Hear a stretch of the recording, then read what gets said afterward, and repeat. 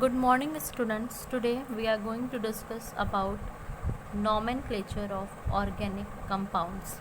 Okay, students, earlier in this chapter, that is carbon and its compound, we have discussed few topics like what are the basic characteristic of carbon, where we have seen about its, you can say, about its valency, about its electronic configuration, about isomerism, about polymerization, catenation.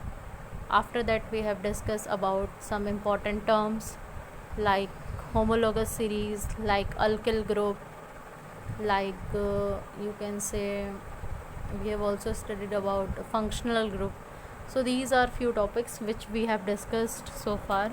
Now we are going to discuss about the nomenclature of organic compound. Okay, because coming to this, and that terms were really very important.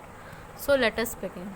Students, nomenclature of organic compound. Okay, nomenclature, the term itself define its meaning.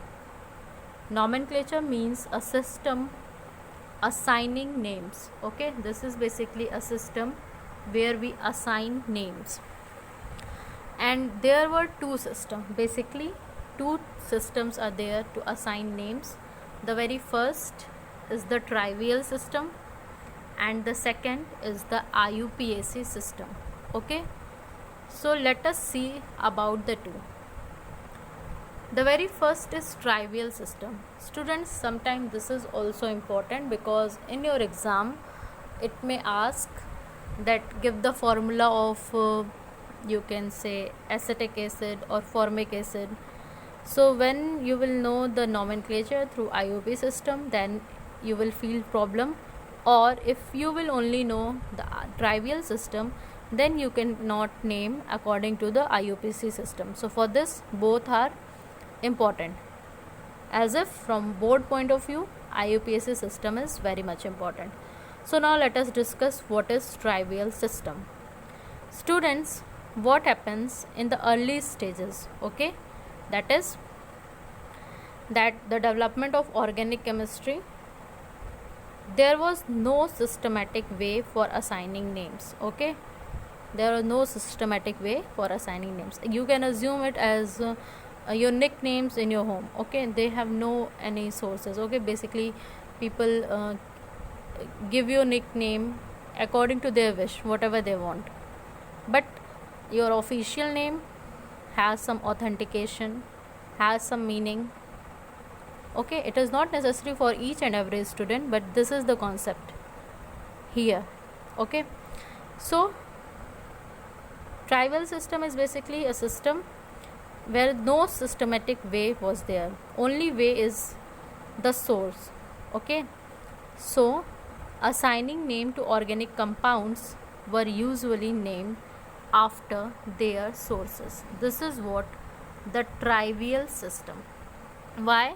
Because this system named the compounds, basically organic compounds, on the basis of the sources from where they are obtained. Okay, or the sources from which they act upon. How you can understood this? Just assume few examples. You have heard the name of formic acid. Why I have written these two examples, I will tell you later. And the second one is acetic acid. So students, when you see the two examples, the very first, that is formic acid, and the very second, that is acetic acid. So in acid, bases and salt, I have tell about the two. The formic acid, because I have told you that it is releases by ant, red ant. You all experience this also. When red ant bite, they release an acid which is called formic acid. And I have told you about vinegar, that is acetic acid.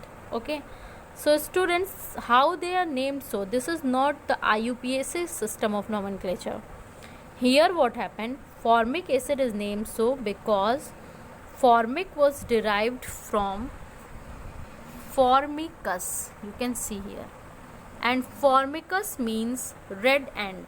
Okay, now talking about acetic acid, So here also you can see the acid obtained from vinegar, that is acetum. That's why it is termed as acetic acid. So this is the trivial system. There are many examples, but just have an idea about this. Now coming to the main topic, that is IUPAC system. So students, firstly you have to know its definition. Just learn its definition and goes on remembering it by writing, by reading. Anyway, you just have to remember this. The full form of IUPAC is International Union of Pure and Applied Chemistry. Okay, because in your board exam also it may be asked in 1 mark question or in objective question that what is the full form of IUPAC. Now students, coming about its history. So basically what happens, there were a number of organic compounds or percentage of organic compounds, or their discovery goes on increasing. Okay, so till the end of the 19th century, the trivial system could not serve the purpose. Okay, in other words, or in order to name organic compounds systematically on the basis of their structure. Okay, so IUPAC system is just systematic naming of organic compound. Here what happens, students, systematic naming was done on the basis of the structures of organic compound.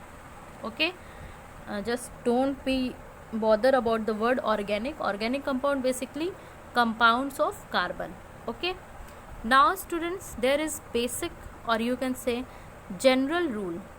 But before coming to the general rule, you must know that why we study the IUPAC system, because it has been accepted all over the world. Okay, students, you can understood this in one more manner also. Okay, suppose that about some fruits or some vegetables which are known by many names. In general, we term mango as aam. In Hindi, in English it is mango, but there was a scientific name given to it. Okay, you have studied this in your biology chapter. So the scientific name is Mangifera indica. Okay, similarly, to know any substance or any element worldwide, we give the IUPAC system for organic compound. Okay, so it is basically accepted all over the world. Okay, so from any place, if you will say that if you will say methanol, or just have an example, suppose this is a compound that is CH3OH. So for one carbon it will be methane, and for OH group it will be all, it is methanol. So it will be known all over the world. Okay, so as English is an international language, similarly for chemical compounds, or basically the organic compound, the IUPAC system of nomenclature has the basic language. Okay, now students, let us see what are the basic parts or general rules for nomenclature of organic compounds. Okay, so for this students, see here the general rules of IUPAC nomenclature. So before giving the nomenclature of organic compound, you have to follow some basic rules. Okay, which generally follows only 3 parts, and these 3 parts are the very first, that is prefix, the very second, that is word root, and the very third, that is suffix. And don't bother about these words, because earlier also I have told you about each and every terms. I will again explain them. So let us discuss about them. The very first is prefix. Okay, firstly have an example. Suppose there is a compound, I am drawing that compound. Suppose there is CH3 CHCl. Okay, CH2Cl. This is a compound, CH3 CH2, and along with this there is a Cl group. So if you are going to name this compound, its name will be, as there is 2 carbon, so ethane will be used, okay, and as there is one halogen, that is chlorine atom, so chloro will be used.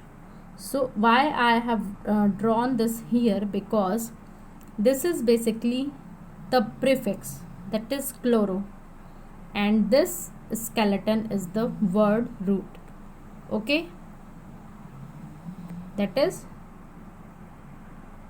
chloroethane.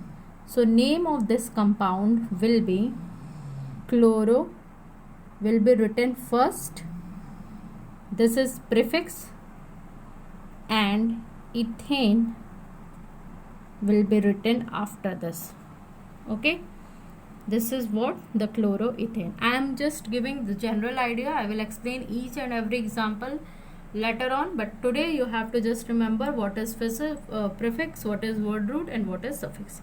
So students, prefix basically are, you can say, alkyl groups or the substituents, and these substituent may be alkyl group or some functional group which are not principal functional group, okay. You have studied about functional group, I have told you about functional group also, okay. So there are so many functional group which I have shown you, like you can say OH, that is hydroxyl group, CHO, that is aldehydic group, COOH, that is carboxylic group.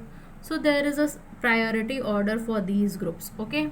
So in any compound, if there are more than 2 groups or more than 1 group, then we prefer the principal group as that have in the top of the order, okay, and other will be assumed as substitution. So as I have told you that halogens, there are halo groups, and halo groups are basically fluorine, chlorine, bromine, iodine, okay. But they may be assumed as substituent also when there will be another functional group which is of higher priority. You will understood all of this. I will give you some examples, then you will understood this in next lecture. But here, so you can easily assume what is prefix. Prefix may be alkyl groups and some substituent like functional group rather than the principal functional group. Let us give one more example. You can see the example like let me draw it, CH3, CH3, okay, and from this let me draw an alkyl group like C2H5, okay. So for this, basically what happens, students, suppose that this is CH2 and after this also there is a compound that is CH3. So this is a compound of 4 carbon atom, and here is the substituent. I have told you about alkyl group. What is alkyl group? So basically 1 carbon less, it is not C4, it is C2H5, okay. So if you have to name this, you have to just name prefix. So prefix will be this alkyl group, that is ethyl, okay, which we also assume it as substituent, and we have to also give its position. So numbering will be done 1, 2, 3 and 4. There are 4 carbon atom, so it will be 2-ethyl, and as there is 4 carbon atom, so the name will be butane, okay. So this is 2-ethyl butane.